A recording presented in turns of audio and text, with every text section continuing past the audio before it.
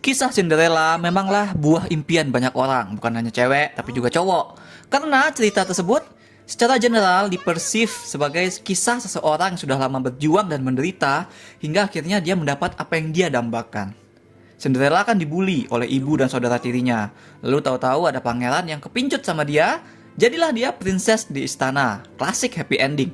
Tapi ternyata mengharapkan kisah Cinderella terjadi di kehidupan nyata adalah suatu harapan yang muluk. Sebuah mimpi di siang bolong.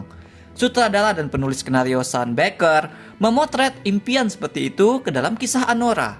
Romcom ternyata cuma hiasan bagi film ini bak sepatu kaca. Karena aslinya kisah Anora yang jatuh cinta sama pangeran kaya raya cukup tragis. As in, the rich will always F the poor up no matter what.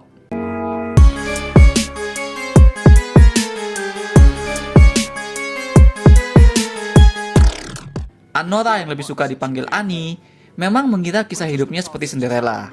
Ya kan, perempuan 23 tahun ini kerjaannya setiap malam harus menari di klub untuk klien-klien.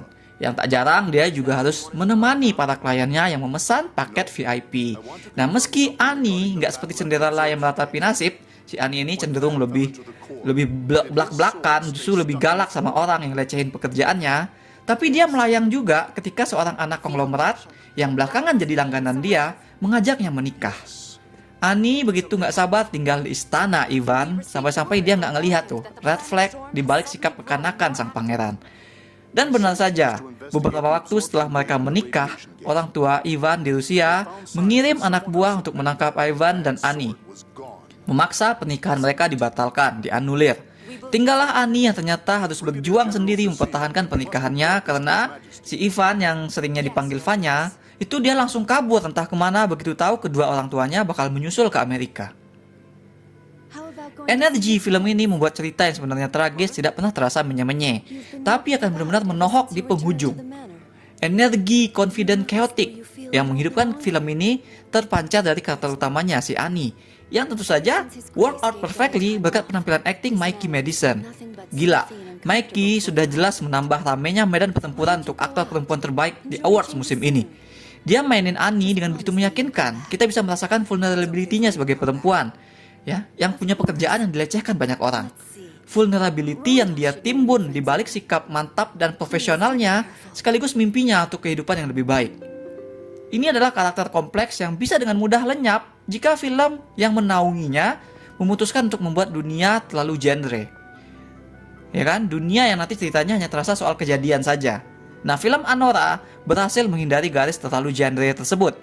Ceritanya jadi berjalan ajaib tapi grounded oleh emosi. Ya kan, grounded oleh energi si Annie yang benar-benar keluar genuine dari Mikey Madison.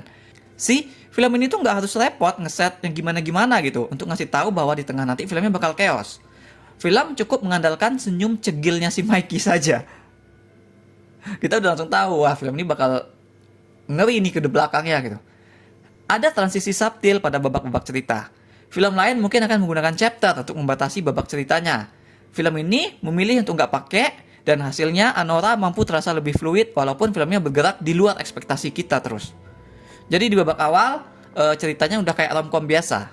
Annie dan Vanya yang anak sultan Rusia ngerasa mereka saling jatuh cinta, terus mereka menikah saat tengah berlibur di Vegas, ya kan? Sebagian besar babak awal diisi oleh Annie dan Vanya bersenang-senang. Part ini mungkin yang paling susah dinikmati karena establishment karakternya masih berlangsung dan mereka berdua itu terlihat kayak orang yang cuma pengen bersenang-senang doang. Tapi kalau diperhatikan ada sedikit concern di wajah Annie, ya kan? Yang tampak sengaja kadang-kadang kelihatan terus dia disembunyiin lagi gitu, diabaikan sendiri. Concern bahwa pria yang ada di dekatnya itu masih belum dewasa, belum matang pemikirannya. Ada dialog saat Vanya ngeledek Annie, yang menurutnya tuh si Annie tuh bersikap kayak tante 25 tahun. Hanya karena Annie mengutarakan sebuah reason yang masuk akal kepadanya. Film menunjukin hal-hal manis yang mereka lalui bersama kepada kita dengan pace yang cukup cepat dalam upaya membawa kita ke dalam mindset karakter utamanya pada saat itu. Bahwa ini adalah kesempatan yang harus Annie perjuangkan. Film bahkan membuat Annie burn the bridge dengan kerjaannya dulu karena dia udah percaya hidupnya ya bakal jadi Cinderella beneran gitu. Hingga tamparan kenyataan datang mengetuk pintu mansion mereka. Vibe film berubah menjadi chaos saat Annie benar-benar tidak tahu apa yang terjadi. Kenapa ada anak buah orang tua Vanya datang? kenapa pernikahan mereka harus dianulir? Dan kenapa si Vanya malah kabur ninggalin dirinya bersama para anak buah yang necis, tapi kalau kata Annie, para anak buah itu matanya pervert semua gitu. Nah, ketika hal menjadi tidak terkontrol itulah kita juga baru menyadari daging cerita film ini yang sebenarnya. Vibe-nya sebenarnya kocak. Para anak buah ternyata nggak jahat-jahat amat, justru galakan Annie dibanding mereka. Mereka itu terpaksa bekerja sama nanti akhirnya demi mencari Vanya yang kabur entah kemana. Dia takut mempertanggungjawabkan perbuatannya kepada orang tua yang bakal muncul datang beberapa jam lagi. Dinamika para karakter mulai kelihatan di situ. Annie justru merasa lebih relate dengan para anak buah kebanding dengan Vanya. Romansa film ini pun tampaknya lebih genuine menguar, tumbuh antara Annie dengan salah satu anak buah yang paling dianggap Anisus, yaitu si Igor. Karena kita bisa lihat si Igor satu-satunya orang yang beneran perhatian, ya kan? Yang benar-benar melihat Annie itu sebagai human being, bukan melihat dia dari pekerjaannya. Igor dan Annie juga sering berada di posisi yang sama sebenarnya. Mereka cuma orang yang dibayar untuk melakukan tugas. Film dengan sengaja sering menempatkan dua karakter ini dalam satu frame untuk menekankan perbandingan di antara mereka, untuk menekankan kedekatan di antara mereka. Dunia yang digeluti Anora adalah dunia di mana hubungan tuh semua bersifat transaksional. Seseorang membayar untuk mendapatkan suatu layanan. Memang di dunia nyata juga hubungan seperti itu tuh ada dan dibutuhkan.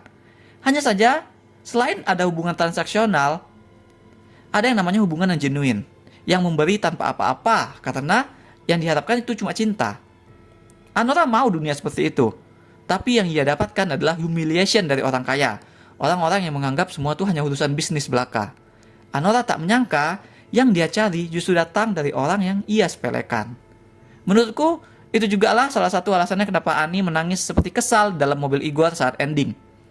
Bukan cuma soal realita tentang kejadian yang baru saja dia alami akhirnya menghantamnya, bahwa dia memang dapat duit kan, tapi basically dia tuh tidak Cinderella gitu.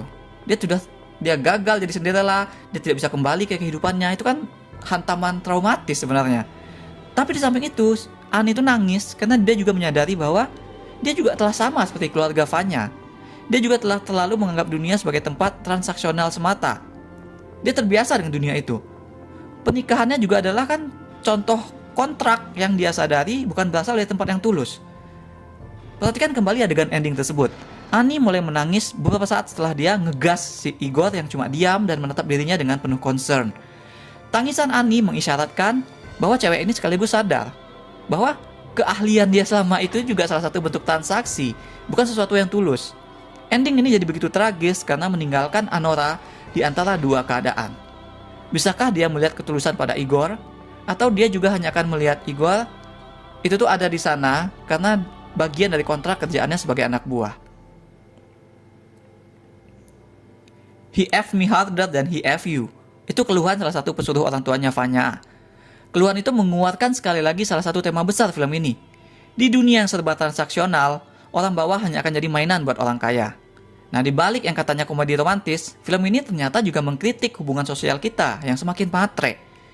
Film ini adalah lonceng ke-12 dalam kisah Cinderella yang menyentakkan kita dari mimpi, yang menyadarkan kita bahwa genuinity atau ketulusan justru lebih mudah tumbuh ketika tidak ada uang ataupun power yang terlibat di dalamnya. Ceritanya sendiri memang bertempat di dunia yang dewasa, tapi film ini dibiarkan tetap mengalun ringan dan kocak. Aku nggak expect bagian tengahnya tuh ngakak gitu. Tapi di balik itu ya film ini dalam. Pandangan karakternya benar-benar dieksamin. Kita bakal paham lah kenapa Sean Baker getol banget pengen nge-cast Mikey Madison buat mainin Annie. Karena memang perfect banget vibe-nya. Energinya pas.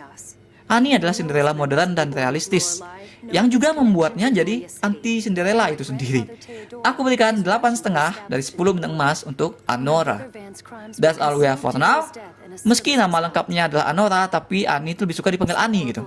Kira-kira kenapa menurut kalian? Apakah ini ada hubungannya dengan tema keseluruhan? Silahkan share pendapatnya di komen. Jangan lupa hit like dan subscribe supaya ketinggalan review-review dan playthrough lain. Kunjungi mydershit.com untuk review yang lebih detail.